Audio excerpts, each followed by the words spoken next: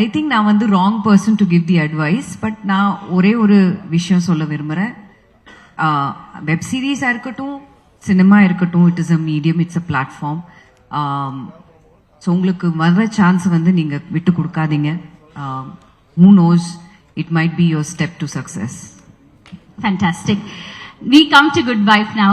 தருணிகா, முத்தழகா வந்து அவ்வளோ ரசிச்சிருக்கோம். நிறைய படங்கள்ல நிறைய கேரக்டர்ஸ் அவங்கள ரசிச்சிருக்கோம். தருணிகா எவ்வளவு யுனிக்கான கேரக்டர், எவ்வளவு சேலஞ்சிங்கா இருந்தது இந்த கேரக்டர் பிளே பண்ண? சேலஞ்சிங்னா, இப்போ தருணிகாவோடு எல்லாரும் ட்ரெய்லர்ல பார்த்துருப்பீங்க. அந்த ஒரு பர்டிகுலர் இன்சிடென்ட்டுக்கு அப்புறம் அவங்க லைஃபே வந்து இட் டர்ன்ஸ் அப்சைட் டவுன். அவங்களோட மட்டும் இல்ல, அவங்க சுத்தி இருக்கிற எல்லாரோட life are also turned because of upside down, because of it.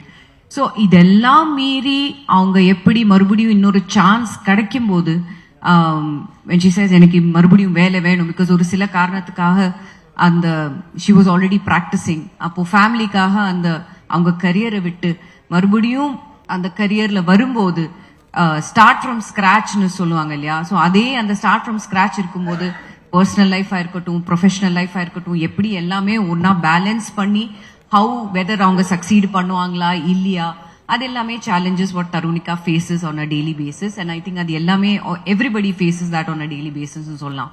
So actually பாத்தீங்கன்னா சேலஞ்ச் அது ஒன்று தான் நான் சொல்லுவேன் ஃபார் தருணிகா.